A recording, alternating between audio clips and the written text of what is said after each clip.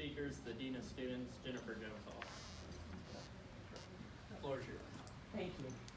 Good morning. Good morning. Good morning. Good morning. Good morning. Good morning. I feel like I need to come to Southern Illinois University now as a student after hearing from Mira. She truly is passionate about our experiences here. And so, first of all, thank you students for being here, as Mira said, so early and dressed up and looking wonderful. And thank you alumni for coming back to campus. We're excited to have you back, and then also to make sure that you're spreading the word that SIU Carbondale is a fantastic place for students to attend. I've been on campus for about a year and a half now as the Dean of Students, and I did come in eyes wide open knowing that the state of Illinois was in a downturn as far as finances, and that Southern was not making the best of publicity out there. But I did not come in with an interim title, so I am very happy to be Dean of Students. I've had the opportunity to supervise fraternity and sorority life literally for the last 6 months. So when I came in, my specialty is fraternity and sorority life. For 35 years of my career, all I've done is work with fraternities and sororities at many different institutions. Actually, when I was driving in this morning, I realized that the person who taught me about Greek life in my first professional position at the University of Central Missouri, my supervisor was an Alpha Gamma Rho from Iowa State University. I know we've already talked about Iowa State, but I'm very proud that what I've learned is from Ellen Nordyke, who is still at the University of Central Missouri, but a very proud member of Alpha Gamma Rho. So that was my one thing. My second was I wanted to ask Timothy when I came in when you all were founded as a chapter here, because my father is a proud graduate from Southern Illinois, and specifically from the College of Agricultural Sciences. And so he is a member of a fraternity, but he is not a member of Alpha Gamma Rho, so that's why I was like, when were you guys founded? 1970. Okay, my dad graduated in 1959, 60, I can't remember the exact year. So he literally loved his experience here in this college, went on to be very successful with the Upjohn Company out of Kalamazoo, Michigan, who was then bought by Pharmacia, and so on. And then my mom is a proud graduate of SIUC, and she is a proud member of Delta Zeta from this campus out of our College of Education and Human Services. This chapter on campus is got a niche, a really positive niche, for lack of a better word. Obviously, they're going to be getting men that are in your agricultural sciences area, but they've also been very successful with aviation, with automotive tech, and other majors. They have outstanding grades, but hopefully you know that. We faltered a little in the fall, but you know, if you can falter with a 3.1, I don't call that faltering at all. Last spring in 2018, they were #1 out of all fraternities with their grade point average. And this fall, 3rd place, but 3rd place is still absolutely fabulous. They do more service than any of our other fraternities and sororities on campus, and are always above the service hours compared to, again, all of our fraternities and sororities. And last year during our awards ceremony, our Fraternity and Sorority Life award ceremony, they won outstanding grade point average, so academic excellence, and they also won our outstanding chapter award, and then advisor of the year. Is Gary there? Yes, the pig man. Yes. Speak softly and carry a big stick. Yes, but I love the fact that his email is the pig man. So again, outstanding niche on this campus, one that I know that Alpha Gamma Rho will be here for a very long time. And it's also really great when the Dean of Students never has to bring in AGR into her office. I can tell you which ones I do see more often than not, and AGR is one that I have never had to call and never had to see. So please be proud of the undergraduate men that are truly carrying on the history of this great fraternity at Southern. I wanted to highlight just 2 different areas. The first is the North American Interfraternity Council, which AGR is a national member of the NIC, and our new alcohol policies that will go into effect for all of the national fraternities come September 1st. And then because the fraternities outnumber the sororities, we are going to adopt it as a university.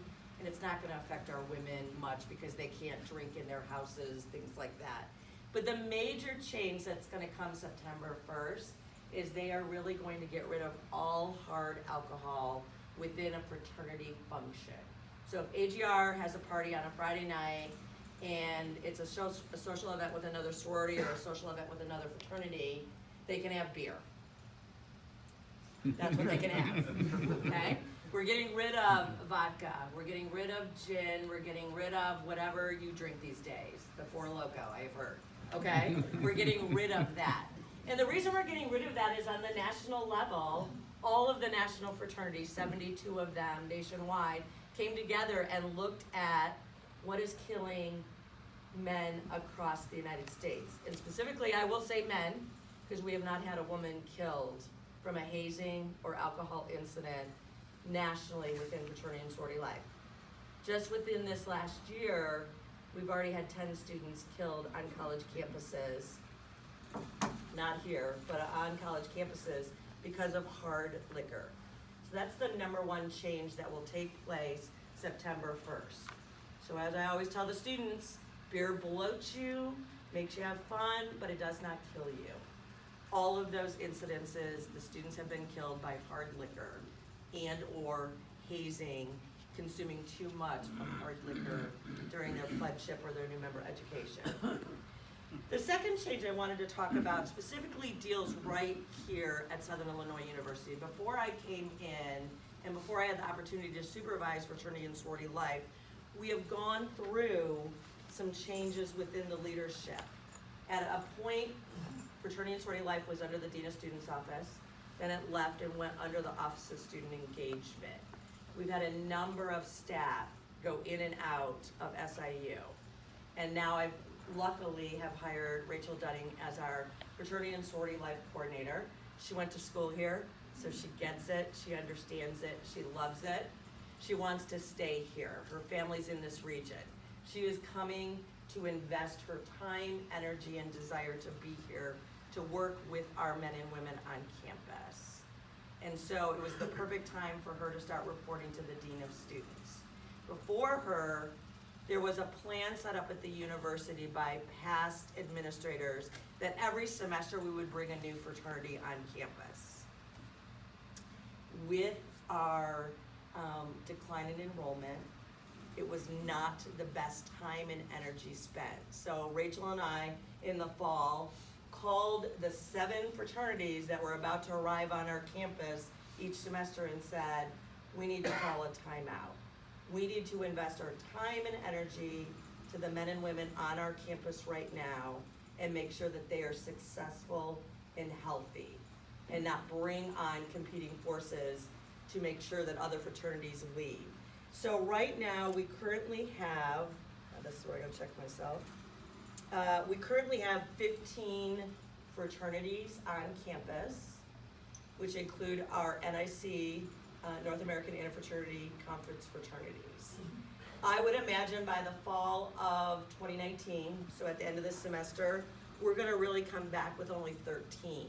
We've got 2 fraternities that are suffering in numbers, in academics. They have just not cut the mustard, for lack of a better word. So I would imagine we're going to right-size our community.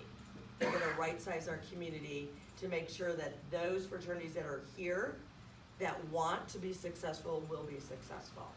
On our women's side, apples and oranges as I always describe that, we have 3 National Panhellenic Conference sororities and 1 associate member, Sigma Alpha. We need to expand on our women's side. Our women are sitting at around 85 to 100 members, where our average fraternity size on campus is 40. So there is a big difference, and the women, while they love the intention from our men, they have a lot of socials because there's more fraternities than sororities.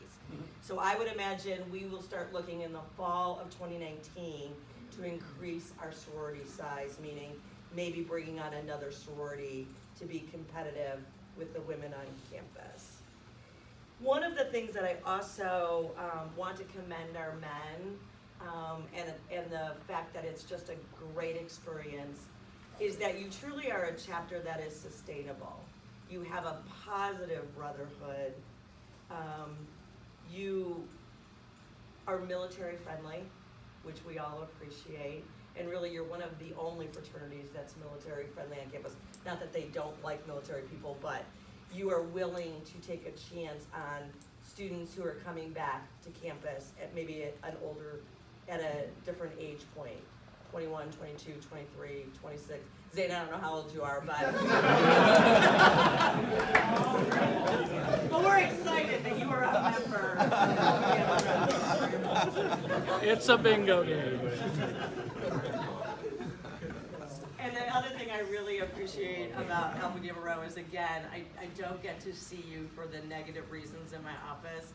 Risk management is very positive, recruitment's very positive, academics are excellent, community service is excellent. So, and you really, alumni, if you helped the undergraduate men, good for you, but if you did this on your own, AJ and Timothy, like Mira said, you wrote me an email at least a month ahead of time. You gave me a formal invitation. You better believe I'm gonna come to a campus on Saturday, dressed up, because you went that extra mile to make this special. So I'm gonna pause. That was a lot that I said, but see if there are any questions, because I know I brought up a couple of different things. But again, we're very excited that you all came back to campus, and then I'm very excited that you are here also. I'd just like to make a point. I'm the old guy here, but anyway, we actually started with LEAC as a colony of AGR in 1963. That's when we formed the colony. So my dad still, because I was born in '63 and he had already graduated, so he still missed you. Okay. We were on South Poplar, 506 South Poplar, and we went on the road. So, Okay, like I excellent. say, I'm one of the originals. Excellent. Well, welcome back. We're excited that you're back and here and still investing your time and energy. Yes? Thank you for the accolades you're giving our college-age men here today, because I have some awareness about other AGR chapters who sometimes struggle to adhere to the rules, and we've got one in state here, a fellow AGR chapter that couldn't get along with the university, kind of had some probationary time, and now they are facing a temporary suspension of their chapter. And so the activities of these young guys really matter, because a lot of you are paying attention to them, and as long as we stay within the guardrails, we're good. But if we get outside of them, there are consequences. And we really do try to provide those guardrails for our college students. When President Dorsey took over, if you know the history of President Dorsey here within the SIU system, he comes from the med school. So imagine your whole career being medical based. He had never worked on a college campus where there was fraternity and sorority life. So within the first week of President Dorsey, he called me and he was like, "Hi, I hear you're the person I need to talk to. I'm starting to stay up at night worrying about athletics and fraternity and sorority life. Can you sit down with me and explain what's going on at SIU Carbondale?" And we had an excellent talk because we've not had major risk management issues. So I told him he could stop losing sleep. I do that regularly. So anyways, it was that re-education of a president who came from a medical school background that has never worked.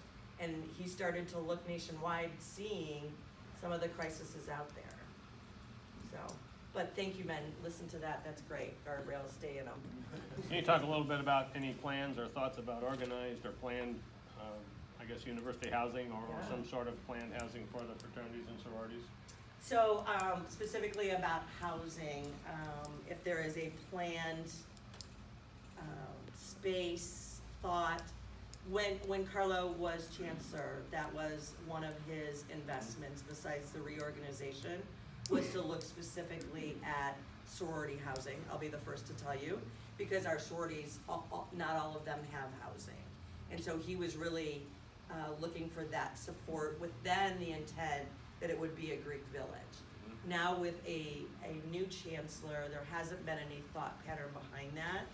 I think that we are always open if we have Greeks or organizations that are willing and wanting. We have space on campus.